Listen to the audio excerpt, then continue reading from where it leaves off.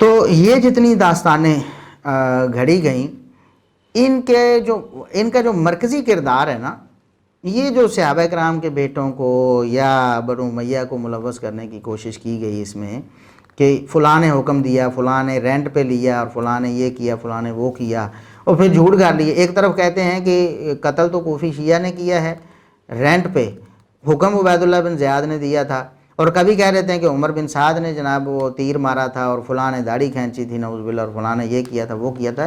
یہ ساری داستانیں گھڑی۔ اس میں مرکزی کردار ابو مخنف لوط بن یحییٰ کا ہے، ابو مخنف لوط بن یحییٰ۔ میں اس کا مفصل تعارف آپ کو کرواتا، لیکن ابھی ٹائم بہت زیادہ ہو چکا ہے تو وقت نہیں ہے اتنا، بھی بہت لمبا اتنا لیکچر ہو جائے گا۔ ہم اس کو مختصر کرنا چاہتے ہیں اور ایک ہی قسط میں آپ کے سامنے کمپلیٹ بھی پیش کرنا چاہتے ہیں، تاکہ ایک شخص کو شروع سے لے کر آخر تک ساری باتیں ایک ہی وقت میں سننے کا موقع ملے اور اس کو صحیح صورتحال اس کے سامنے آئے۔ شارٹ کلپس بھی ہم اس کے نکالیں گے، لیکن پوری ویڈیو بھی ہماری التماس ہے کہ آپ تمام احباب پوری ویڈیو دیکھیں تاکہ ساری صورتحال آپ کے سامنے یکجا ہو کر آئے۔ تو اس لیے یہ بہت لمبا ہم نہیں اسے کرنا چاہتے۔ تو اس افسانے اور اس داستان جتنی گھڑی گئی، فلاں فلاں کا نام، فلاں فلاں قاتل، فلاں تیر آیا، فلاں حلق میں لگا، اور فلاں کے ایسے ہوا، اور یہ علی اصغر اور علی اکبر، اور یہ آواز آتی ہے، اور یہ پانی بند ہوتا ہے، اور یہ سب داستانیں جھوٹ من گھڑت ہیں۔ ان کا مرکزی جو کردار ہے وہ ابو مخنف لوط بن یحییٰ ہے۔ رافضی محدثین نے بالاتفاق اس کو کذاب، دجال، رافضی کہا ہے۔ کوئی بھی اہل سنت کا عالم، کوئی بھی محدث، کوئی مفسر اسے ثقہ اور قابل اعتبار قرار نہیں دیتا۔ سب نے بالاتفاق اس کو جھوٹا، رافضی، کذاب لکھا ہے۔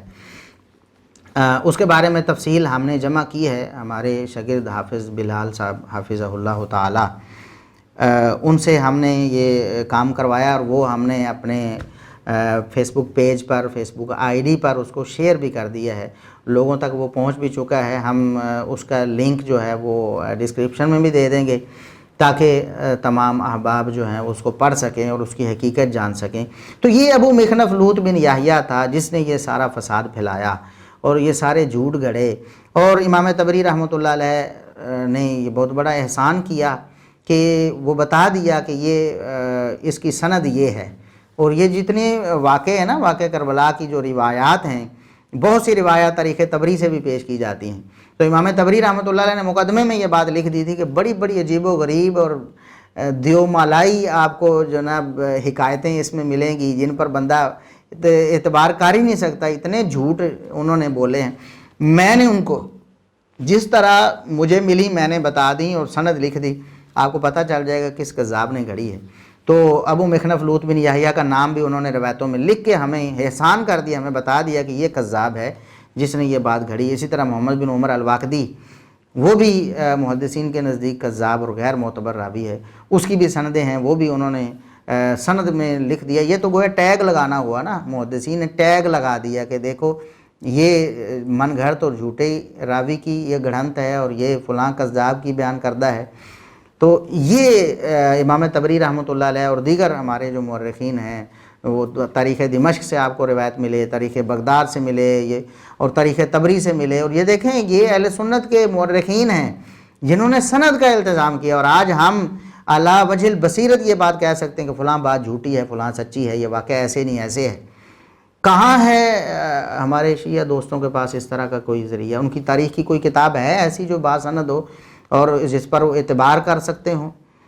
تو یہ صورتحال جو گھڑی، یہ ابو مخنف لوط بن یحییٰ وغیرہ جیسے، اور وہ کلبی جیسے محمد بن مروان کلبی، اور یہ ابو مخنف لوط بن یحییٰ، محمد بن عمر واقدی، اس طرح کے راویوں نے یہ داستانیں گھڑی ہیں۔ تو مسلمان جب وہ تاریخ کی کتابوں میں پڑھتے ہیں، اب ظلم کیا ہوا؟ ظلم یہ ہوا کہ بعض لوگوں نے تو پک اینڈ چوز کیا، اور اکثر ایسا ہی ہوتا ہے کہ وہاں سے تاریخ طبری سے جو اپنے مطلب کی روایتیں ہیں، جھوٹوں کا نام پیچھے کرو۔ لوگوں کو کیا پتا ہے، اردو خوان طبقے کو نہیں پتا کہ فلاں جھوٹا ہے، فلاں کذاب ہے۔ اس کا نام لکھ بھی دو تو وہ کہیں گے کہ یہ تو کوئی بڑا بزرگ ہے جو نقل کر رہا ہے، وہ اس کی بات کو حقیقت سمجھ لیتے ہیں، حالانکہ مورخین نے وہ کسی اور طرح سے نقل کی، بطور تاریخ کے یہ روایتیں ہیں۔ تو اردو دان طبقے کو کیا پتا کہ اس کی تنقیح اور اس کی تخریج اور تحقیق کیسے کرنی ہے۔ انہوں نے تو اس کو دین ایمان سمجھ لیا کہ واقعہ کربلا واقعی ایسے ہوا ہے۔ تو یہ ایک ظلم بعض لوگوں نے کیا کہ نام ان کے مٹا دیے۔ بتانا چاہیے تھا کہ محدثین کے نزدیک یہ کذاب ہے واقدی، اور محدثین کے نزدیک یہ دجال اور حدیثیں گھڑنے والا ہے، یہ ابو مخنف لوط بن یحییٰ اور فلاں کلبی ہے، اور اس ظالم اور بدبخت نے یہ بات بیان کی ہے۔ پھر لوگوں کو پتہ چلتا نا کہ یہ بات جھوٹی ہے، کیونکہ اس جھوٹے بدبخت پر ہم کیوں اعتبار کر لیں۔ تو یہ ظلم ہوا بہت زیادہ، اور اردو دان طبقے کے ساتھ یہ زیادہ ظلم ہوا ہے، اور تاریخ کی کتابیں انہوں نے ایسے پڑھی، پڑھ کر انہوں نے اعتبار کر لیا۔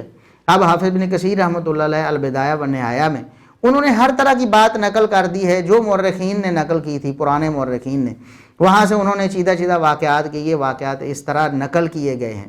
انہوں نے یہ نہیں بتایا کہ میں نے جو نقل کیا یہ دین ایمان ہے یا واقعی ایسے ہوا ہے۔ اور پھر ظلم یہ ہوتا ہے کہ البدایہ والنہایہ یعنی تاریخ ابن کثیر، وہاں سے کوئی چیز لی جاتی ہے تو وہاں بھی اپنے مطلب کی چیز لے لی، جہاں دوسری باتیں نقل کی ہیں جو صحابہ کرام یا ان اہل شام کے حق میں ہیں وہ تو کوئی نہیں لیتا، وہ چھوڑ دیتے ہیں۔ وہی لینی ہے اگر اسی طرح تو سب ہی لے لو، سب کو مان لو، کہ پھر کیسے مانو گے؟ دن کو اور رات کو اکٹھا کر کے کیسے مانو گے؟ دن بھی کہو رات بھی کہو، کیسے ہو سکتا ہے؟ دن دن ہوگا رات رات ہوگی۔ بھی یہ ظلم ہوا ہے اردو دان طبقے کے ساتھ، اور بعض دانشوروں نے یہ کام بڑے دھڑلے سے کیا، انہیں بتایا بھی گیا۔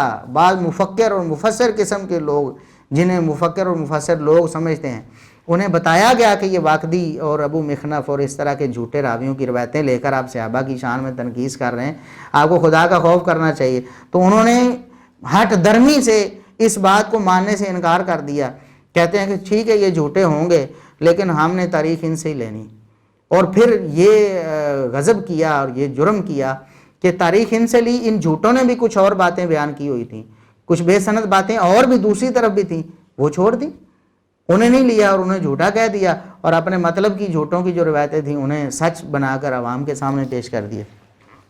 تو بہرحال یہ واقعہ کربلا کی حقیقت ہے، جو صحیح بات تھی وہ میں نے آپ کو بتا دی، جو ثابت ہے واقعہ کربلا میں سے اہل سنت کے اصولوں کے مطابق وہ بھی آپ کے سامنے میں نے عرض کر دیا۔